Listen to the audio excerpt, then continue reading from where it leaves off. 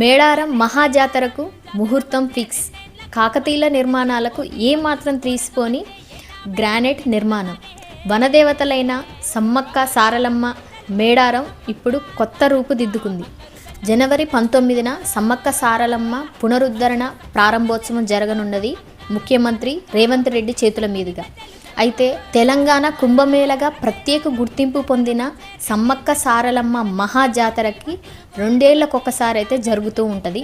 అయితే ఎంత రద్దీ ఉన్నా కూడా జనాలు మాత్రం తండోపతండాలుగా వచ్చి ఆ సమ్మక్క సారలమ్మ దేవతలను మాత్రం దర్శించుకుంటూనే ఉంటారు. ఆసియా ఖండంలోనే అతిపెద్ద మహాజాతరగా ప్రత్యేక గుర్తింపు అయితే ఉన్నది. మన దేశంలోనే గిరిజనుల అతిపెద్ద మహాజాతరగా కూడా ఒక ప్రత్యేక గుర్తింపు అయితే ఉన్నది.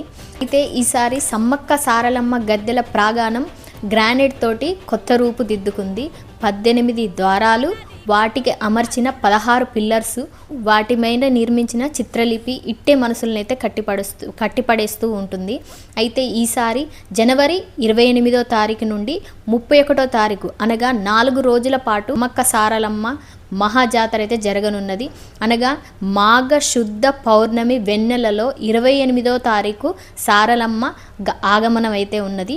29వ తారీఖు సమ్మక్క, అదేవిధంగా పగిడిద్దరాజు గోవిందరాజులతోటి గద్దెలపైన కొలువుదీరే రోజులైతే ఇవి. అయితే మరుసటి రోజు జనవరి 30వ తారీఖు భక్తులందరికీ కూడా దర్శనమిచ్చి 31వ తారీఖు సాయంత్రం 4 గంటలకైతే వనప్రవేశం అయితే దేవి దేవతలు అనున్నారు. తెలంగాణలో అతిపెద్ద మహాజాతరైన ఈ మేడారానికి మీరు వెళ్ళారా లేదా? తప్పకుండా కామెంట్ అయితే చేసి, లైక్ అయితే చేసి, షేర్ అయితే చేయండి.